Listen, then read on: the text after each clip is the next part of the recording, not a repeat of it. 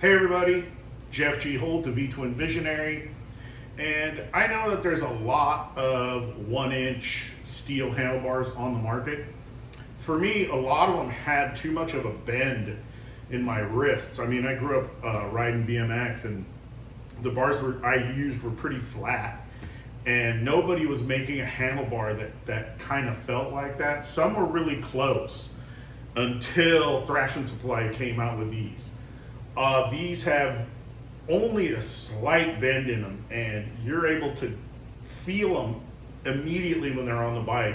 I like it if you rock them a little bit backwards, and they don't kink your wrists. Your wrists are still really flat, and I know a lot of stunt guys need bars like this because, you know, when the bike is way past 11, when it's at 12 and 1 o'clock, having those weird bars that are really sucked in can't be good for them.